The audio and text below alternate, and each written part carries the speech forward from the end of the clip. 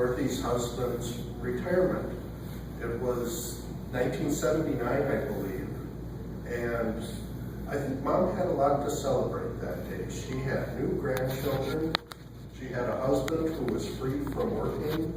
She had a lifetime of vacations looking at her. I knew they were planning on going to Mexico and Alaska and Hawaii and all sorts of exciting places.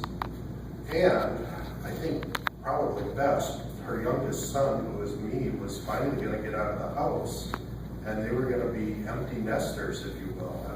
I'm not sure how that worked out. I think I hung around a little longer than that.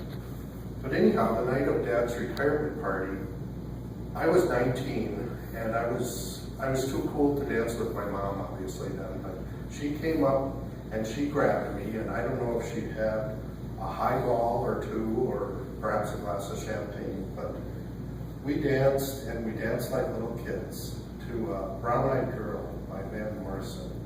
And we just had the best time. I think it was the first in public with Mom.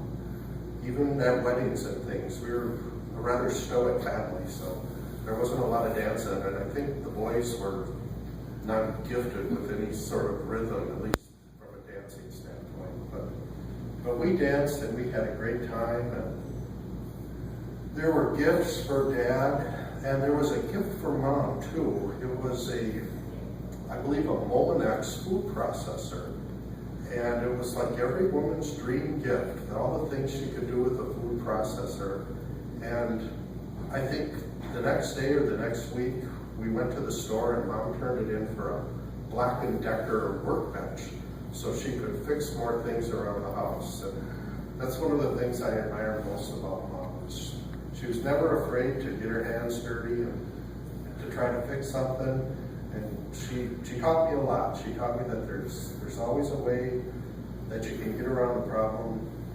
There's always a way to solve your issues, and I dearly love her for that. That was my fond memory of Mom.